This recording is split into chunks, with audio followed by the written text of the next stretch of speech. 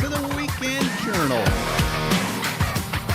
News Talk 580 WTCM. I'm Jack O'Malley, and well, I record and produce this show on Thursdays and for replay on Saturday.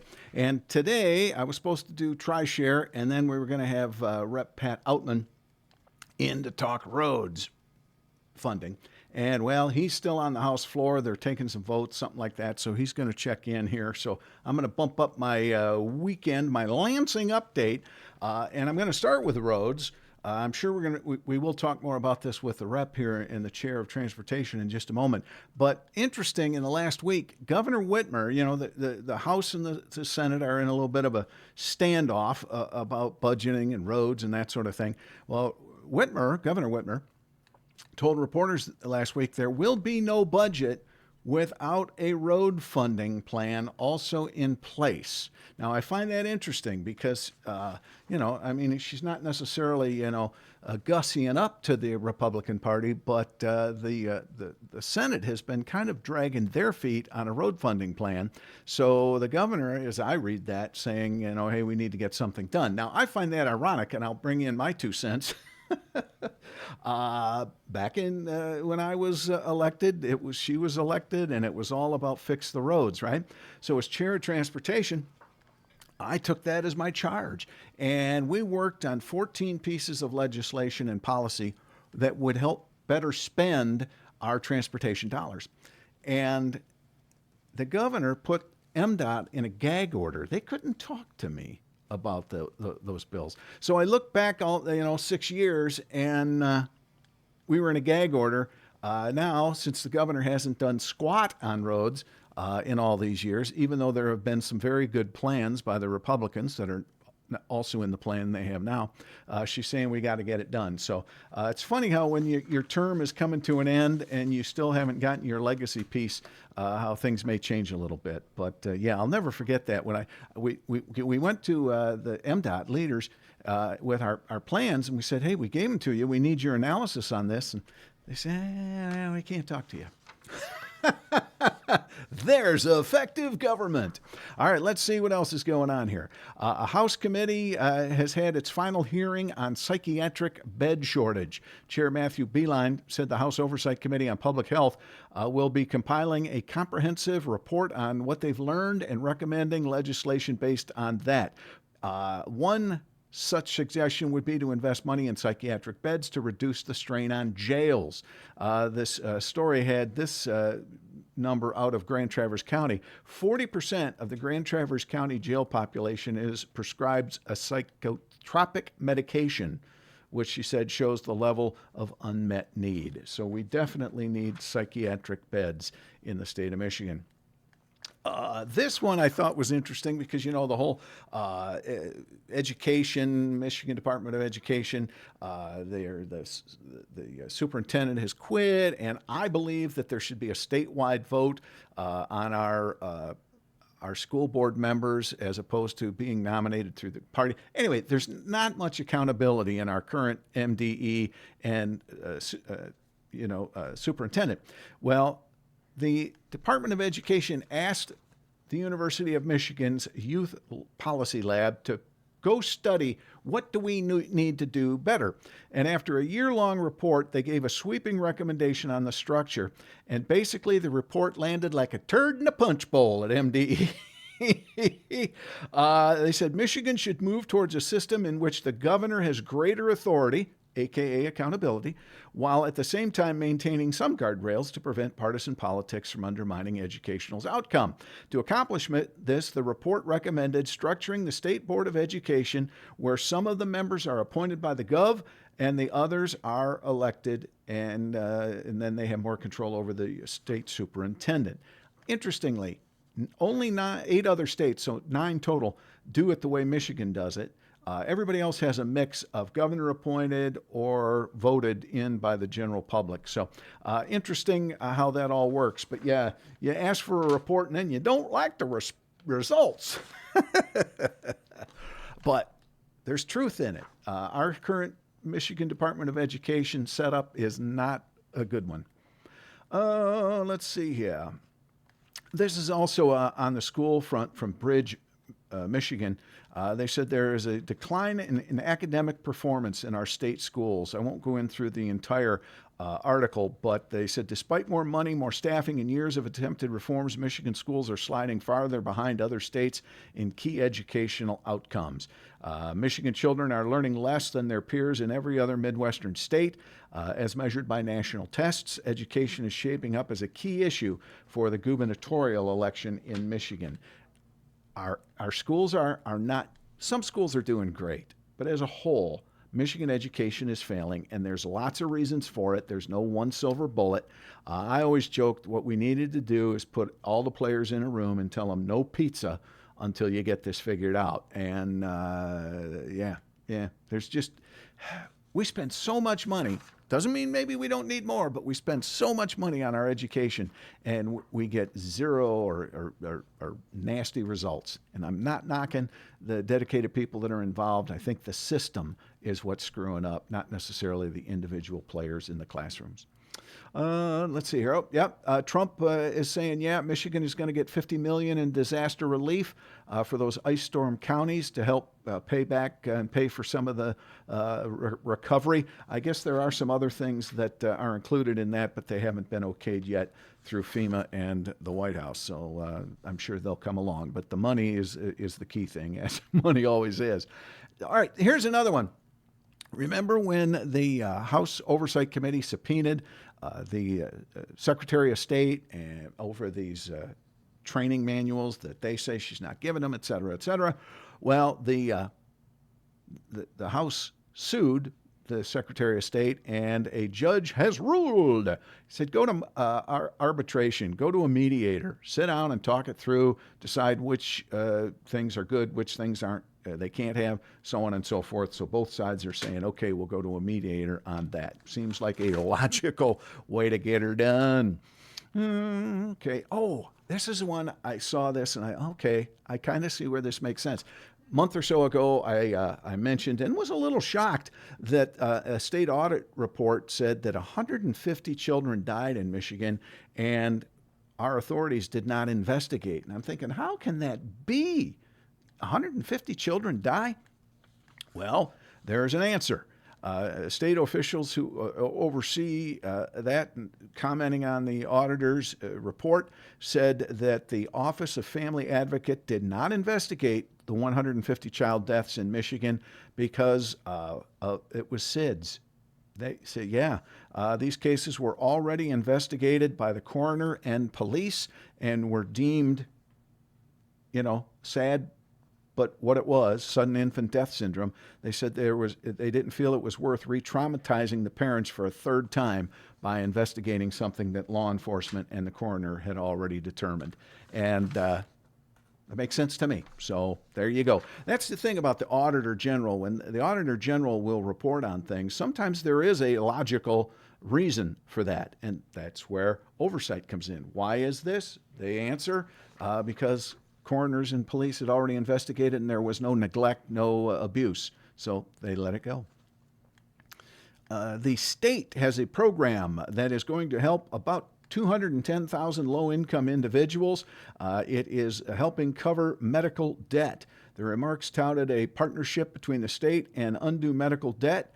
And in 2023, lawmakers allocated $4.5 million from the general fund to purchase medical debt, and so far that is now going to happen.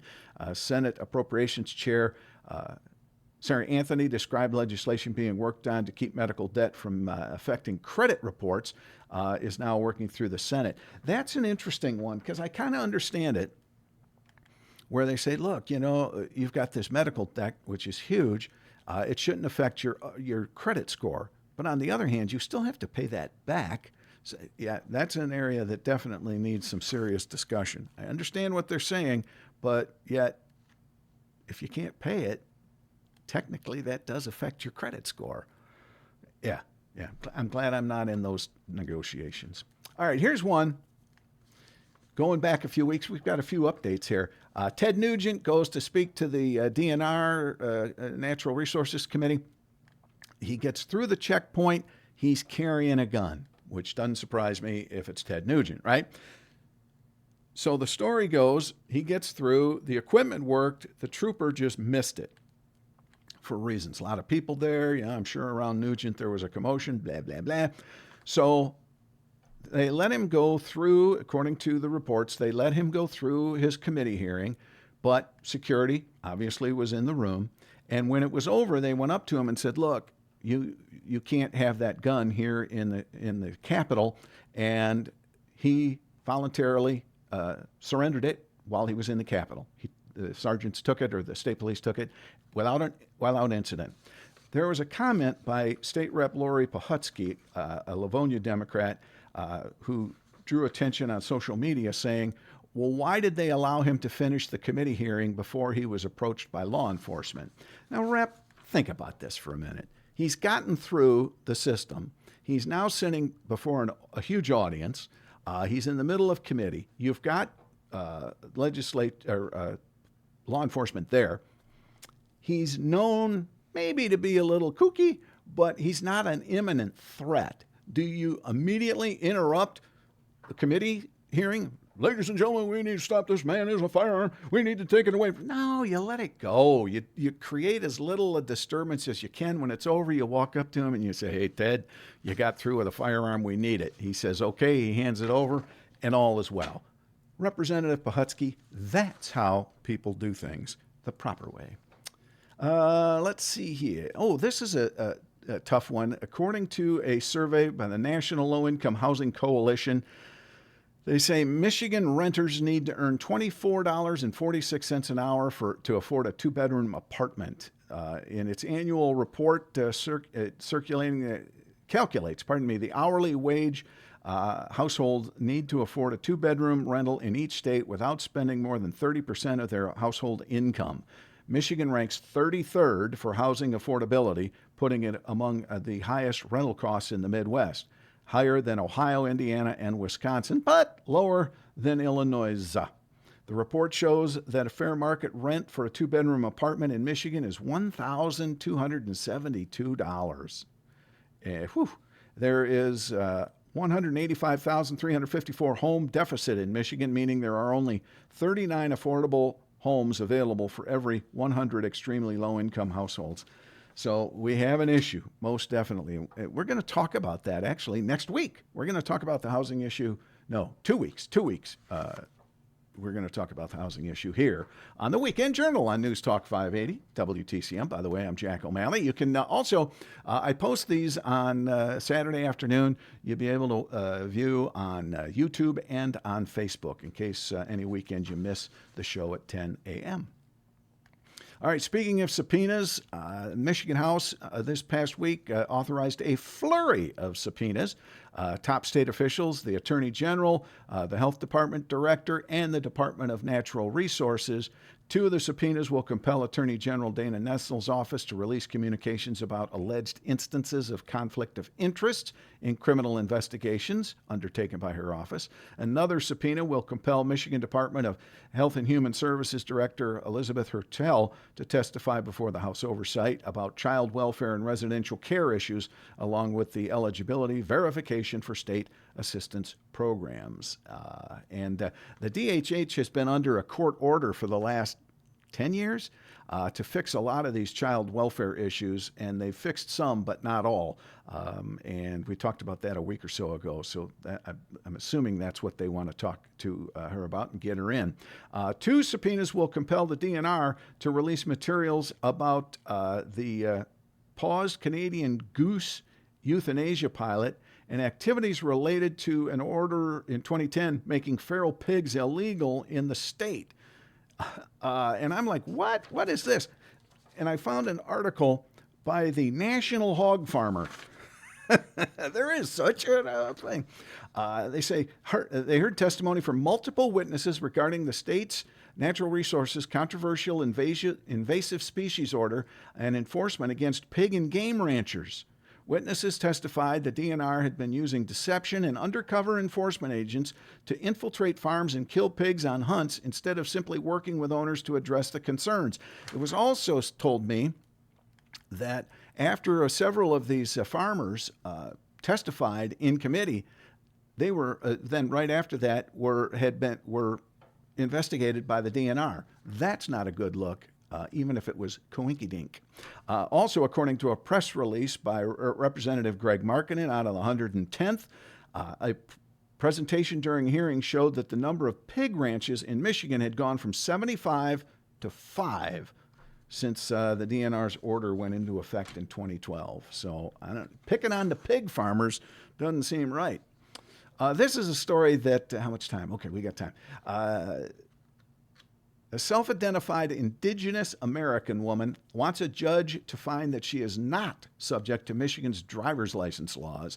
It seems this woman, whose name I'm not going to try to pronounce, claims that in 2019 and 2025 she issued formal notice to the state of rescission of contract. Regarding her driver's license, she said the Secretary of State has refused to honor her claim.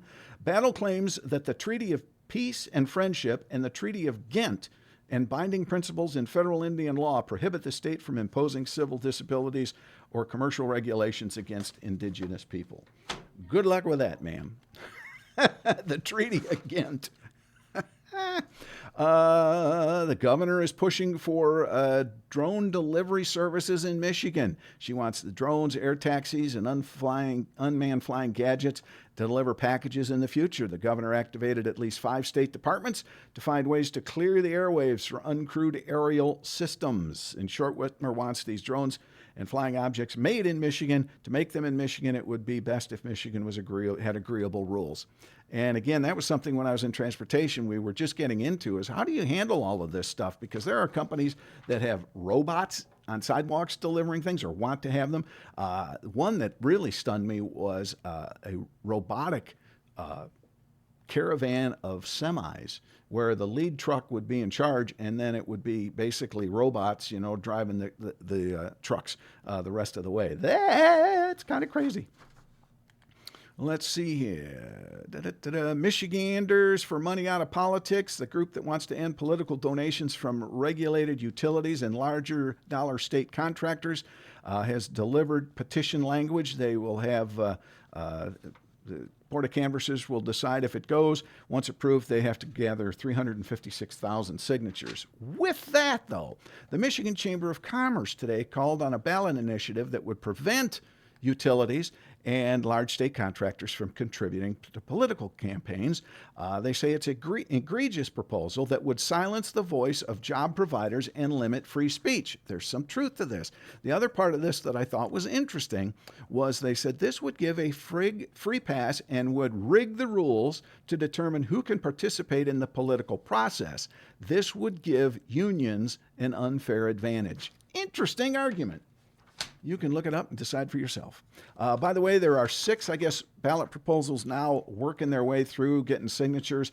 There could be a total of 11 on next year's ballot, so keep an eye on that. And remember, there are proposals I do not like and I don't want, but you're going to have to decide for yourself. But what I ask is don't just go by the headline. Don't just go by the little 100-word thing. Pay attention and read them, because once they are enacted into law, they're real hard to change or get rid of. And some of these ballot proposals we've had in the last 5, 6, 8 years have been flawed, deeply flawed, because they were written by the people who wanted it, not a common sense approach. So read and know your ballot proposals. That's what I ask. We'll pass on that one. Oh, yeah, looks like Bill Huizenga is not going to run for Senate. He's going to stay put. We'll see what happens. Eaton County Prosecutor Doug Lloyd announced today that he will run as a Republican nominee for Attorney General. Those are new. Sad note, it just still bothers me. Ingham County Circuit Court judge set August 25th trial date for former House Speaker Lee Chatfield and his wife Stephanie Chatfield. If you don't know about that, you can Google it. Let's see here. What else? Oh, well, let's throw this one in. I got a few seconds.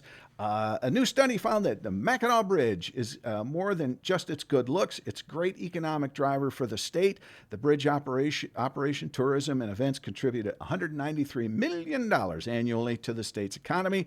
The economy study found that for every $1 in tolls paid at the bridge, $7.27 was generated in spending in Michigan.